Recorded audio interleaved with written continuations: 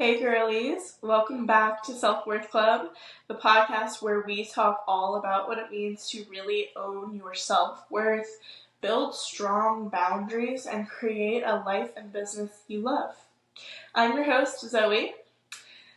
Alright, so I feel like I always say this, probably because it's true, definitely because it's true, I put a lot of thought into the topics that I choose to bring to the podcast, but I'm going to say it anyway, even though I say it all the time. I am so excited for today's episode. We are diving back into inner child work. This is part 2, finally. I know part 1 was a while ago, it was part of season 1.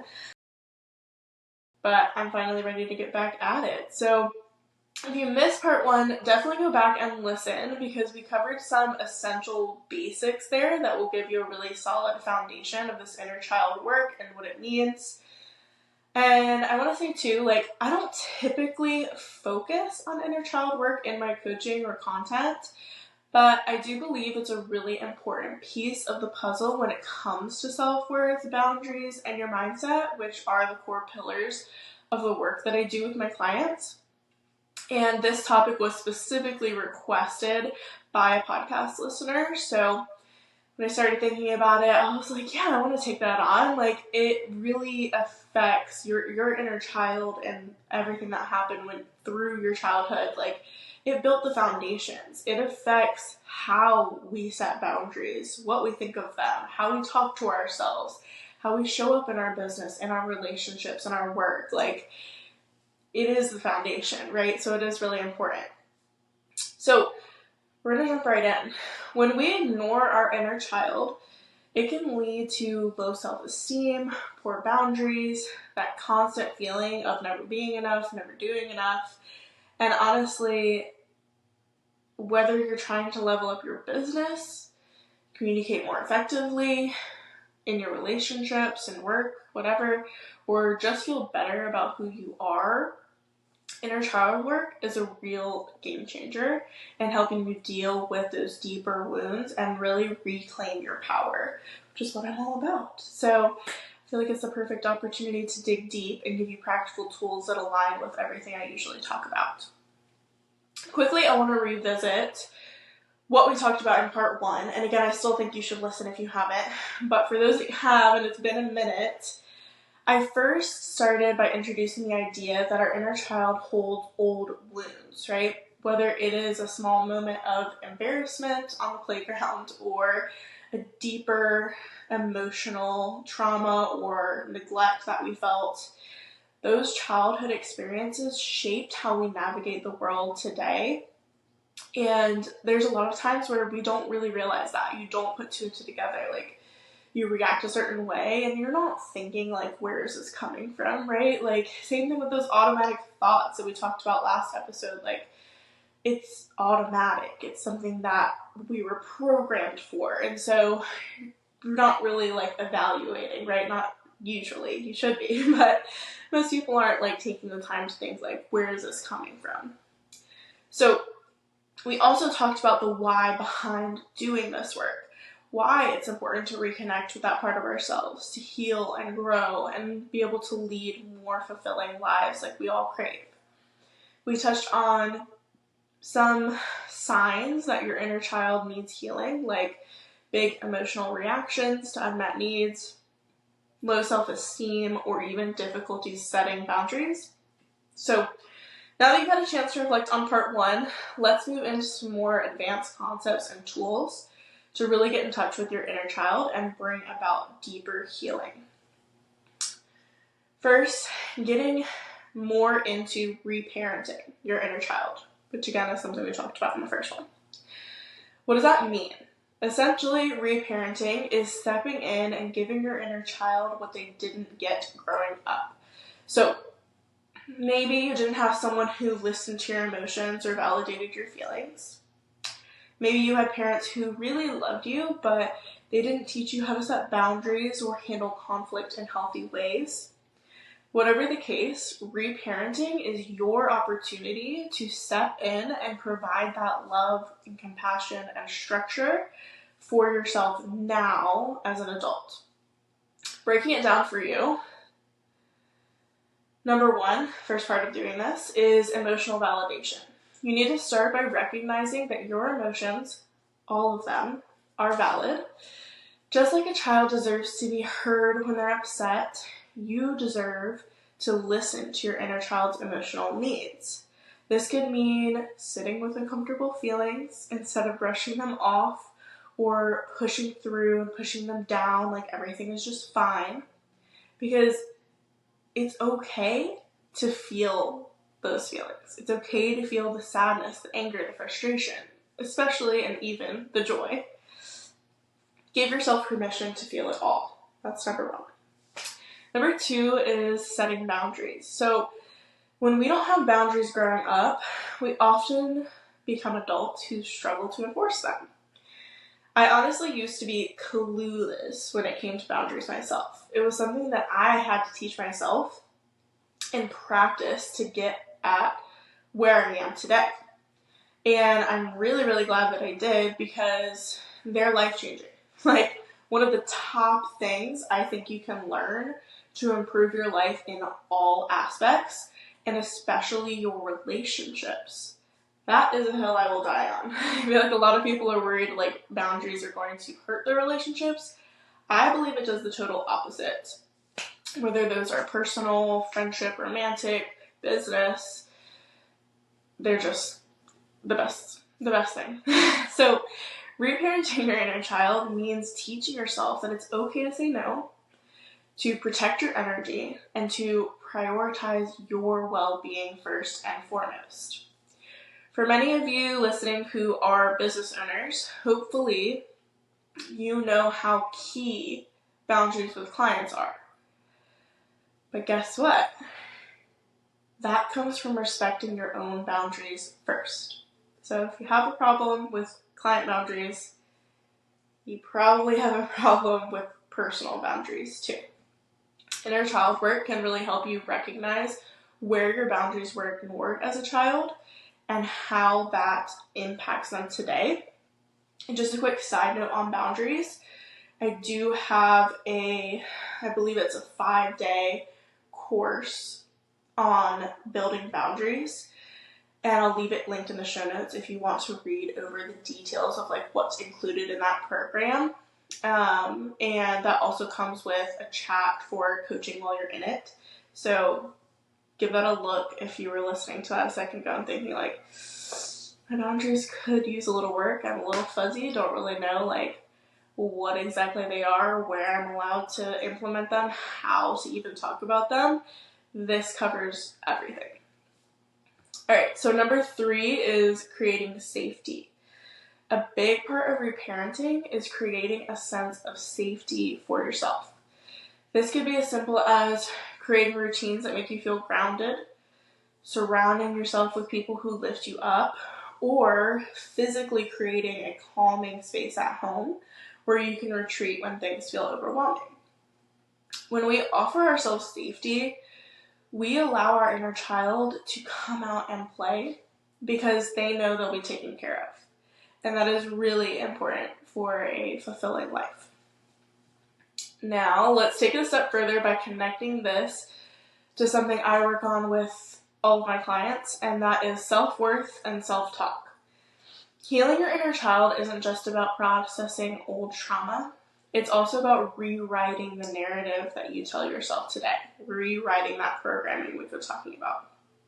A wounded inner child can lead to a super harsh inner critic. So maybe you found yourself thinking, I'm not good enough, or I'm too much, or I'll never succeed.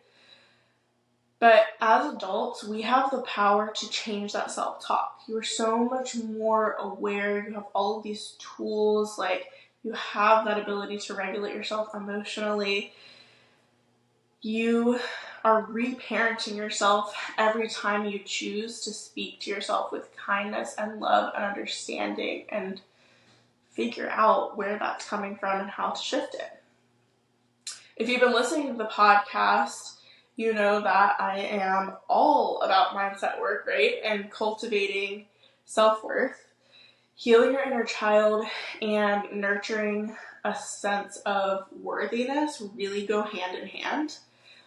The more work you do on your inner child, the more you'll notice shifts in how you view yourself, which is crucial. So some great episodes that you should go back and listen to again, or if you haven't, listen to for the first time on the podcast that involve inner talk are episode 5, which I mentioned last time. It's called You Are Not Your Mind. Episode 18, which is Unmasking Imposter Syndrome. And the last one, 31, How to Strengthen Your Intuition. I think all of those give you some good information on your inner talk, that inner critic, especially 5. So, getting super practical next. I know in part 1 I gave you great starter tools, right? That first episode about this. Those are things you should continue to implement, but I want to expand on them a little bit and help you dive deeper into the work. So, here are tools you can use. Number 1 is inner child journaling. So one of the best tools for reparenting your inner child is journaling from their perspective. And yes, I want you to literally write out what you think your inner child would say if they could speak to you today. What do they need? What are they afraid of? What dreams and wishes do they have for the future? And then go back and respond as the adult you are now, offering them love, reassurance, and support. I know it sounds silly. A lot of these things do, right? Like you're playing make-believe, right? But you're pulling from your past, essentially. It's not fake. Like, writing as you can feel silly, but you're the only one that's gonna know you're doing it. Like, same thing with so much of this work. Like, it feels silly at first, or it feels off, and it's like, I don't know. But trust me, you're gonna feel a lot better once you do it. Second tool is visualization. Guided visualization is super powerful. I want you to picture your younger self standing in front of you. Maybe they're scared, hurt, or just looking for connection. In your mind's eye, offer them that love and care that they've been missing. I want you to literally visualize yourself hugging them, telling them it's going to be okay, and that you're going to take care of them. Because you are the adult in the room now. And again, sounds silly, I'm sure, but you're going to feel really good. You need to give yourself this. Number 3 is daily check-ins. So this one is really simple, but can be super effective. At the end of each day, I want you to ask yourself, what would my inner child think of how today went? Did you honor your needs? Did you play, rest? Did you get to express yourself authentically? Did you let yourself feel your emotions, express your emotions? Take a few minutes each day and just reflect and adjust where you need to for tomorrow. It doesn't have to be complicated, but literally, like, leave yourself a little note to do this. Take 2 minutes to sit here and think, and it's going to help you progress a lot. Just reflection is a massively powerful tool that we really overlook. All right, so as we wrap up this second and final part of our Inner Child Work series, I want to remind you that this journey is yours. It's not about perfection or healing every single wound in one go. It's about showing up for yourself day in and day out, reparenting that little version of you who just wanted to be loved, heard, and valued, because you can give yourself that now. Whether you're just starting out or you've been on the journey for a while, I want you to remember that it's okay to take these things step by step. Healing is not linear, it is a process, and even if inner child work doesn't always come up day to day, if you miss the reflections or, you forget about this for a couple of weeks and it pops back up, like, that's okay.